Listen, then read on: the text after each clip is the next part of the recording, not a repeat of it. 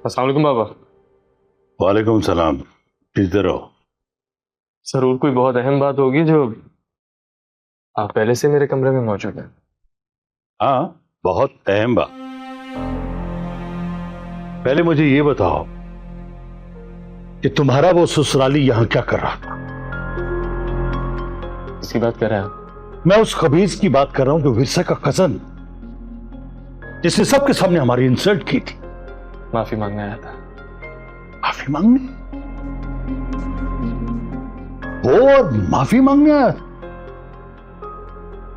या कुछ और भी मांग रहा था? अरे जानता हूं मैं ऐसे खुद गर्ज लोगों को। इनकी जब तक कोई गर्ज ना हो ना, तो इनकी गर्दन का सरिया सीधा नहीं होता। जॉब का भी कह रहा था। मालूम था मुझे मालूम था कि बगैर मतलब के ना वो माफी मांगने आएगा और ना ही वो हमारे दरवाजे पे आएगा। तो फिर तुमने क्या जवाब दिया? फिलहाल तो मैंने टाल दिया बाबा। टाल दिया? सिर्फ टाल दिया? अरे उन्हें साफ साफ जवाब देना चाहिए था कि तुम्हारे लिए और तुम्हारे खानदान के लिए ना माफी है और ना ही कोई जॉब। क्योंकि मेरा यह ख्याल है बाबा कि कोई भी बात इस तरह शुरू नहीं करनी चाहिए कि उसे खत्म करना हो, और आज नहीं तो कल हम दोनों खानदानों को मिलना ही है। तुम्हें आस्तीन में सांप पालने का शौक है ना? अरे वो दुश्मन है तुम्हारी खुशियों का, हमारी इज्जत का, और तुम उसकी हिमायत कर रहे हो, और वो भी मेरे सामने। मैं उसकी कोई हिमायत नहीं कर रहा। मैं तो सिर्फ अपना पॉइंट ऑफ व्यू आपके सामने रख रहा हूं। पता नहीं कैसे भूल जाते हो तुम कि उन लोगों ने सबके सामने हमारी बेइज्जती की थी। मैं नहीं भूला बाबा, और ना ही कभी भूलूंगा। लेकिन अब तो बात खत्म हो गई। बस वो आया और चला गया। मैंने ना तो उसे जॉब दी और ना ही माफी। मेरी एक बात याद रखना, ना ही मैं उन लोगों को माफ करूंगा और ना ही उनसे कोई रिश्ता रखूंगा। याद रखूंगा बाबा। मुझे एक और बात भी याद रखनी है। विरसा मेरी बीवी है और वो उसका खानदान है। अच्छा बस करो इस मौजू पे बात करना, मैं कुछ और नहीं सुनना चाहता। आप कोई बात कहने आए थे, वो तो कहें। अब क्या बात करूं मैं? सारा मूड ही खराब कर दिया। रात को घर जाके आराम से बात करेंगे। अभी आप बैठे, मैं आपके लिए कॉफी मंगवा। बैठे।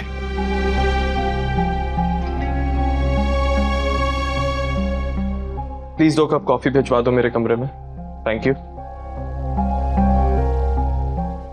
जी। बाबा वो वहां की रिपोर्ट आ गई थी जो चाइना से।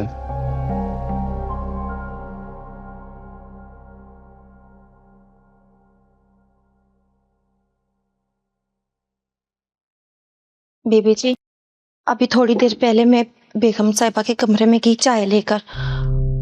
वो मेरी तरफ इस तरह देख रही थी, उनकी आंखों में नफरत ही नफरत थी।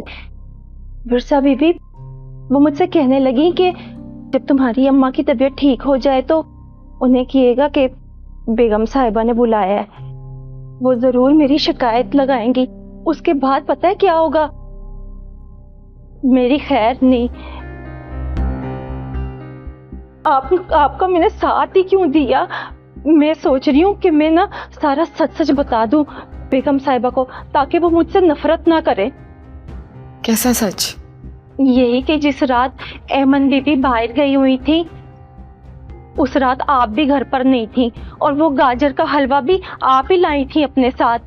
आप खुद सोचें कि मैं गरीब मुसीबत ज्यादा घर की लड़की, मेरी अम्मा ने तो मेरी चमड़ी उतार देनी है। ना भाई ना, मुझसे नहीं होगा ये सब कुछ। मैं जा रही हूँ पूरा सच बताने बेगम साहिबा को। रुको, बस आज का दिन और चुप रह लो, कल भले सब बता देना। जी अच्छा।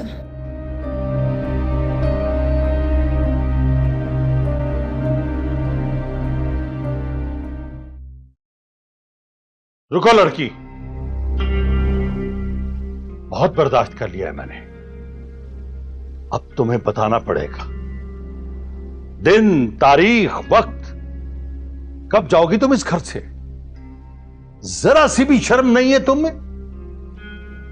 जब तुम्हें इस घर का कोई फर्द चाहता ही नहीं है तो क्यों पड़ी हो यहां पे? क्या लगता है तुम्हें?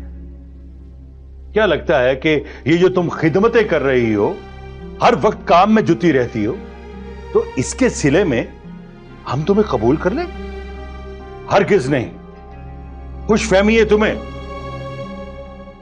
क्या पूछ रहा हूं मैं तुमसे?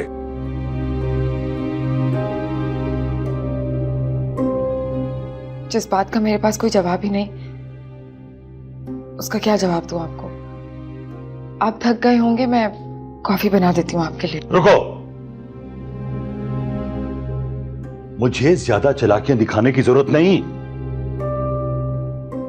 अच्छा तो फिर मैं कुछ नहीं कहती, चुप हो जाती हूँ। तुम ढीठ और घटिया रवैयों की मालिक हो। खैर, तुम इस तरह नहीं मानोगे। वकार से कहूंगा मैं, तुम्हें चुटिया से पकड़कर इस घर से बाहर निकालेगा वो। इसकी नौबत नहीं आएगी। वो एक बार मुंह से खुद कहेंगे तो मैं चले जाऊंगी। ठीक है, ये वही करेगा। अब मुझे यहां नजर ना आना, चली जाओ यहां से।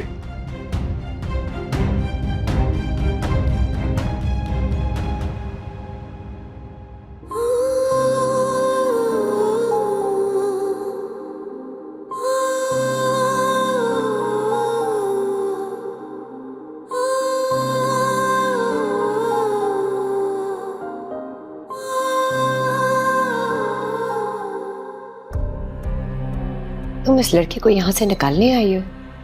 बहुत हिम्मत वाली है।